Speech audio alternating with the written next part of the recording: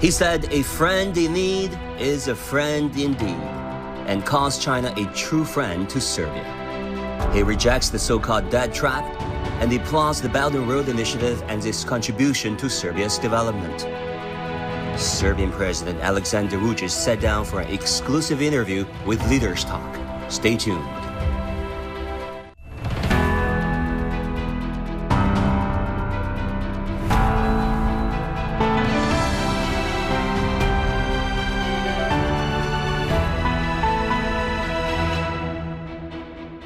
Hello and welcome to Leaders Talk, where we meet leaders, thinkers, and trailblazers. I'm Meng Guan. Our guest today is one of the tallest leaders anywhere in the world, and the country he's leading is one of China's closest friends in Europe. Welcome to Belgrade, Serbia, where we'll be talking to our guest today, Alexander Vучić, the President of Serbia. President Vучić, it's an honor to have you with us on Leaders Talk. In China, we call Serbia our ironclad friend, ironclad brother, Saitian. I'm just wondering, how would you describe what China is to Serbia and to you? China is a good, very, very good friend of Serbia. If you go through Belgradian streets and any other city in Serbia, you're gonna hear only good words about China and Chinese people, because we have always had only good experience. China's been the most supportive in difficult times for Serbia. Friend in need is a friend indeed. There was a new disease, a very contagious one. No one knew how to tackle that issue at that time. At that period of time, China was the only country that was really helpful and supportive. So President Vучić, in 2020, you went to the airport yourself, greeting the Chinese medical staff who are sending supplies to the Serbian people. And in the meanwhile, you kissed the Serbian flag, and of course, but then you kissed the Chinese flag, a scene that was deeply touching to the heart of many Chinese. It was not calculated at all. There were no advices from any advisors or no, I did it because I felt like that because, you know, we were all desperate at that time and everybody was closing themselves within their own borders.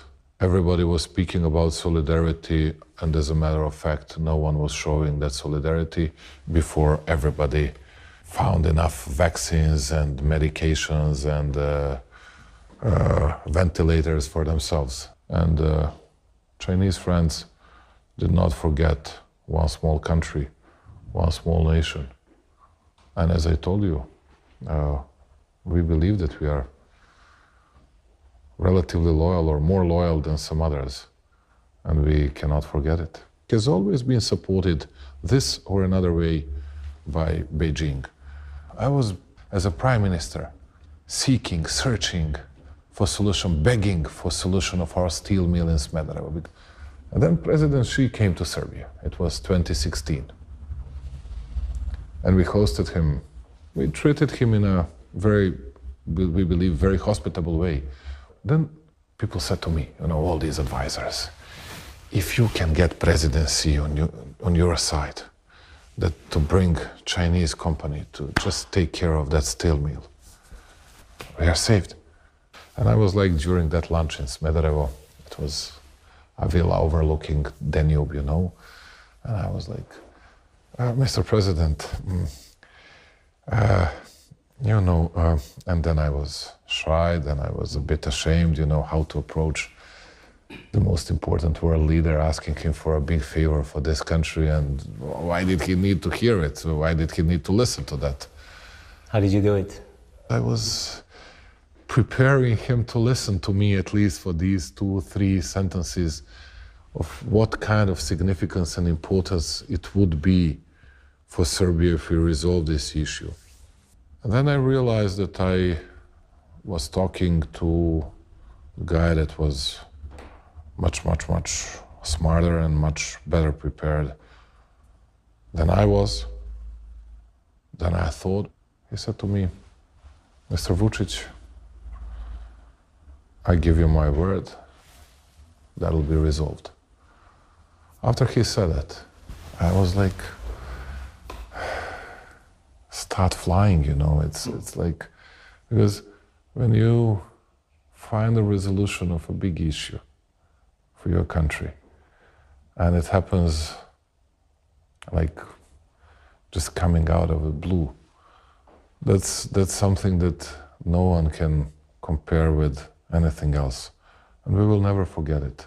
We will never forget what happened in 2016, because then a company, Habis, from the province Hebei, came to Serbia, and they saved literally, it's 5,200 people that secure their jobs for the future. But not only that, it's more than 20,000 people that were working, cooperating with that steel mill. And after that, we had this big mining companies, many private companies coming to Serbia. China is a very reliable pillar of an utmost importance for Serbia's future, and a true friend.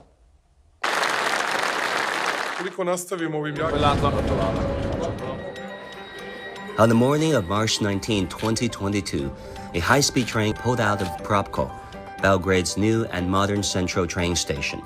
That day, the Belgrade-Novi Sad section of the Hungary-Serbia Railway was officially open to traffic. The opening of this section marked a new era of train travel in Serbia and allowed more people to commute between Serbia's largest cities. So this is the high-speed train that we'll be traveling on today, train number 542, taking us from Belgrade, the capital city of Serbia, all the way to Novi Sad, that is the second largest city in Serbia in the country's north. Now, we're told by the train staff that previously the whole journey would take an hour and a half. Now, with the upgraded track and the new bullet train, only half an hour.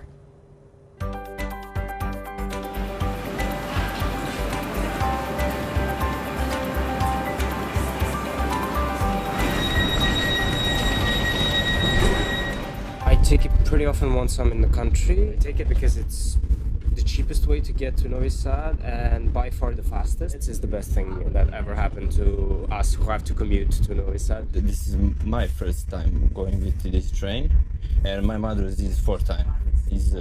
Yes. For her experience, she says it's very fast and very reliable. Yes. Reliable for traveling over the Serbians. 今天我用这个火车，为什么呢？因为我要去看我的奶奶。这是我第一次用这个火车，我很满意。以前是非常旧的，现在的感觉是非常先进，对吗？所以我有一个感觉很好。还有一个服务员问你想喝咖啡，想喝茶，太好了，我有感觉非常好啊。President Vučić, there are so many concrete things that you can see with your eyes here in Serbia.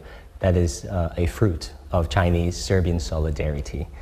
We were on the Hungary-Serbia Railway a few days ago, taking the train, the fast train from Belgrade to Novi Sad. It was a smooth and fantastic ride. Loved it. And everybody that we met, the Serbians, people from around the region, they said they loved it. I can say that was a big idea. Then I went to China, and we had a first train ride. It was 300 kilometers per hour between the section between Beijing and Tianjin, if I'm not mistaken. Yeah. And then we started dreaming about our high-speed railway in this region. And this is the best and the fastest section in this southeast part of Europe. And now with Chinese CCCC company, we are finishing a twice bigger section from Novi Sad to Subotica to Hungarian border, and we are going to finish it till the end of this year. It's for us it's more than 180 kilometers, which is not a big section in China, but it's a big section in Serbia, and we hope that our Hungarian friends will finish their work by the end of 2025 or early March or February 2026, then we can connect Belgrade and Budapest and Vienna and everything else. But this was just a big and a great start. In the meantime, I can tell you one thing. Today we have 3 biggest exporter of Serbia are Chinese companies working in Serbia. It's Zijin Mining, Hbis from Hubei province, which is steel mill. Zijin Mining is copper mining, and it's another Zijin company which is related to gold excavation in East Serbia as well. And then we hope that this another private Chinese company, Linglong, which is tire company, will become the 5th or 6th exporter of Serbia.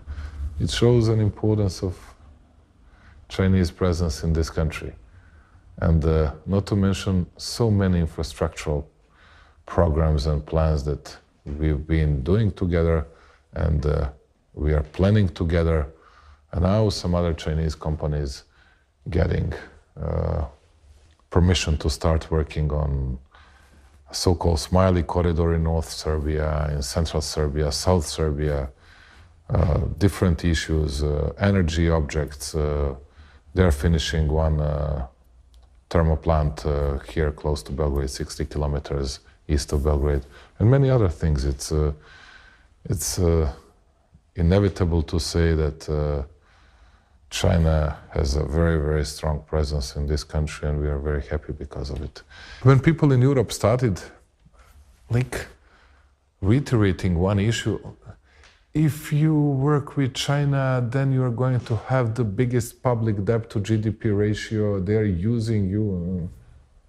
Then I went there to Brussels and I said to them, well, you see, we took many Chinese loans, but still, when we speak about Serbia's public debt to GDP ratio, it's 51, 52%. And average public debt to GDP ratio in Eurozone, and particularly in European Union, is 92%. In some countries, over 100%. Yeah, it's some countries, in majority of the countries, and these are vast, big countries like France, Greece, Italy, and some other. Germany is around 86, and we are 52. And I said, it's not about Chinese money. It's about your governance. It's whether you can calculate whether you have a good economy, whether you have a good growth, that you can cover it or you cannot. And then you go for money. Why Chinese money is worse than some other people's money, or some other countries' money, or some other organizations' money? I don't get it. And then they stopped with that story. Money painted with ideology on it. It's just, and when they start lecturing us about cooperation with China, and when I see the level of economic trade and trade turnover of some of their countries with China, then I said, oh, you're saying to us because we have 6.1 or 6.2 billion, and you have 200 or 300 billion turnover with China, and you're still lecturing us? And then they, okay, Alexander, let us change this. Let us change the topic. Let us change the subject, and that's it. Facts speak louder. So you expect the newly signed FTA between our two countries, China and Serbia, will open new prospects for bilateral relations? Because I believe that FTA that we signed in October will bring thousands and thousands of new opportunities to Serbia. I believe that would be not bad for China as well, although it is not to be compared with the significance for Serbia. But it will open a big market for some of our agricultural products, good Serbian wine, and we are doing better and better. Also, we'll get Chinese products at a smaller price, and we'll get more Chinese business people to our country. We'll get more Chinese ordinary people to our country. B2B cooperation, people-to-people cooperation, that will open new doors for us. And this free trade agreement is something that I dream about, and now it came true, and now we need to see through years how we gonna implement it and what we're gonna deliver.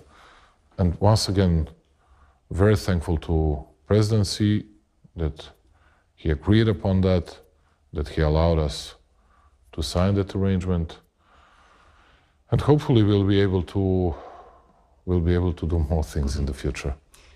President Vучić, during a visit last October to Beijing, a school studying Xi Jinping thought on diplomacy. You were given the choice to pick up anything that you wanted. You said you were going to only take one book. What's your takeaway from President Xi's books? And what do you think of him as a person and leader? I like President Xi's using proverbs, folks proverbs, ordinary people's sayings. At a first moment that you hear something that is natural, regular, nothing special. But when you just think about simplicity of that proverb, but how deep meaning that proverb might have, then you see the depth of his thoughts as well, the depth of his ideas, and the depth of his love to his country. I felt that. It was not the strength of his words. It was the strength of his mind and body acting. And I believe, as a man that works with people, that he was very sincere, he was prudent, cautious, but at the same time very brave and very determined to defend the interests of his country.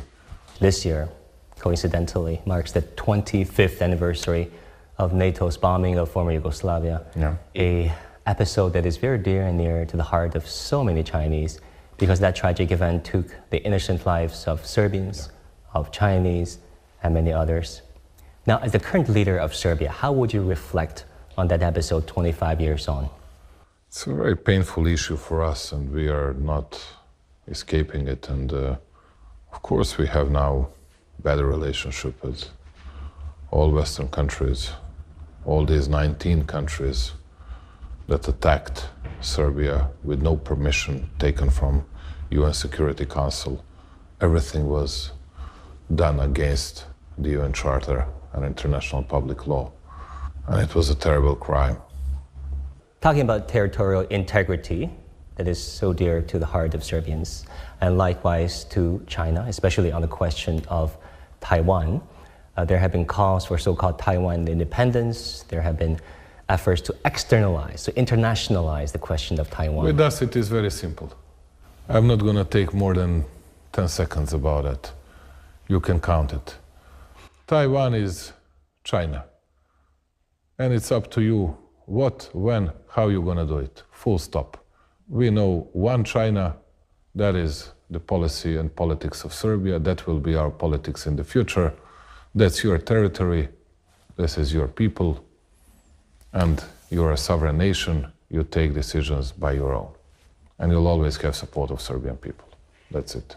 President Vучić, so we did a little test, a straw poll, if you will. We went on the street of Beijing, asking random residents in Beijing if they know who Alexander Vучić is.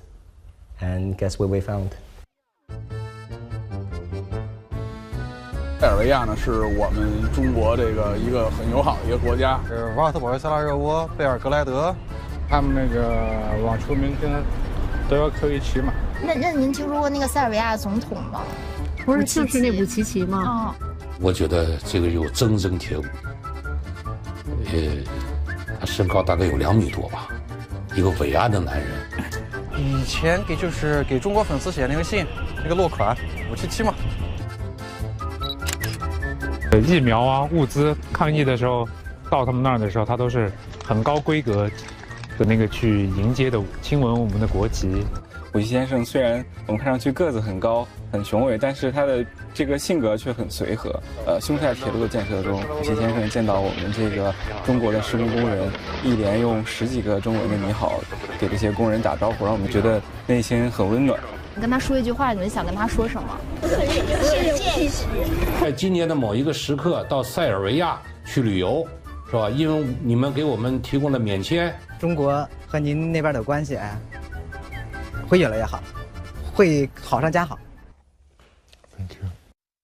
So what do you want to say to your Chinese followers? Would like to invite them to visit Serbia and would like to say many thanks to all of them. You know, It's we have something in common. It's although we look from outside differently, but we have more common denominators than with many other nations in the world. Direct, straightforward. Yeah, but it's about people's soul. It's about something that you can feel. That's why we do understand each other. And, you know, during the Olympics in Beijing in particular, you know, we were watching your athletes, their jubilance after winning gold, silver, or bronze medals. Like we were watching our own athletes. It was amazing. I can tell you, Mr. President, so many Chinese cheer for Jokic when he was named the NBA's MVP, and for Djokovic when he I do the same for both of them. So a lot of our friends back home are thrilled at this opportunity to be speaking to you, and we solicited questions online and through social media. Please. What would you say, Mr. President, are the top tourist attractions in Serbia? What is there to see, eat, and experience? And will there be more Chinese cities launching direct flights to Serbia anytime soon? First of all, I believe that we are going to introduce very soon a direct flight between Belgrade and Shanghai. And that's big. That's big. And I believe that we are just finishing all the details about getting final permits to establish that line. And would like to invite Chinese people to visit Serbia because they will see the real hospitality, the real European hospitality, which they cannot experience, I believe, in any other European country. But this is of an utmost importance. But you're going to see modern parts of Belgrade, very old parts of Belgrade. You can see the places where history meets future, but also very friendly environment for our Chinese brothers and sisters. Beautiful lakes, beautiful mountains, if you like skiing, beautiful places in North Serbia and that fertile plain as well. Terrific rivers, and we have wonderful museums, but we also brag ourselves of having the best nightlife in Europe. If you want to see how does it look like, come to Belgrade. Another internet user would like to ask you this. Mr. President, as a father of 3, what kind of parent are you, and what are your expectations for your 3 children? My first wife died, and now my 2 older kids, which are 25 and 21, Daniel and Milica, they are now not juveniles, not minors anymore, but they have only me, and I do my best to be a relatively good father to the extent that I can do it. But they're serious and responsible. Milica speaks fluently 3 or 4 foreign languages, much better than I do. He's studying it. Your 6-year-old son. Yes, 6 years old. And he started learning. He learned Seisei, Ni Hao, some other words. He knew at least 20, 30 words in Chinese language. And then he said to me, "It's very difficult, Daddy, it's very difficult." And now we are like trying to find the best solution how to bring either a nanny, either someone to take care of him, to make him easier environment to learn Chinese language. But I'm not going to give in on this idea. That is something that I'll be very, very persistent. Finally, there are so many scholars and strategists studying the Chinese path approach towards modernization. President Xi Jinping also proposed these very important initiatives on development, Global Development Initiative, Global Security Initiative, and Global Civilizations Initiative that you, of course, publicly said that you endorse. Can you elaborate a little bit? I discussed that with Viktor Orban. We were in China. And he said to me, "You see, Alexander, every single year I hear stupid stories from Brussels about Chinese growth. Because that year it was 6 point something, next year 6 point something, next year 5 point something, then it was COVID-19, then it was 3 point something, then again 5 point something, expected 6. And he said to me, and I asked him, okay, and how we can compare ourselves with them? Because our growth rate is from 0 to 1, from 0 to 1, or minus. And he said to me, yeah, I've been listening about deterioration of situation in China for 15 years, from all of them. And it hasn't happened so far, and it won't happen. And that's why I'm stick to my Chinese friends, because I believe that they know what they are doing. You do better plans, you do better programs, and you have something which we all lack. Your people, they are becoming more persistent. They have an eye of a tiger, which we Europeans don't anymore. And I'm trying to take a bit of that energy, a bit of that enthusiasm, a bit of that ambition to always deliver something new to my country, to see something which I would like to show to you what we built in the recent years, to see just surrounding of this building. And many of these things we could have never reached without Chinese big support. Awesome. I can't wait to go check it out. Thank you so much, President Vучić. Thank you very much. Thank you so much for this opportunity. Many thanks to your people, and best regards to China.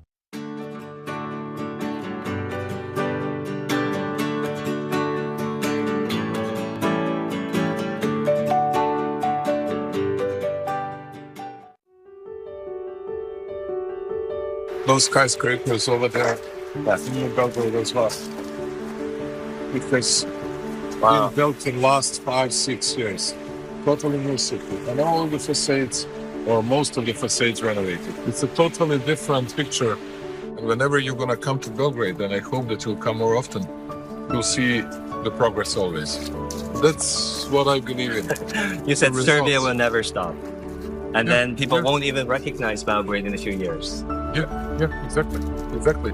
We believe that till that 2027, when we're gonna host this specialized expo, that we can change the face of the country.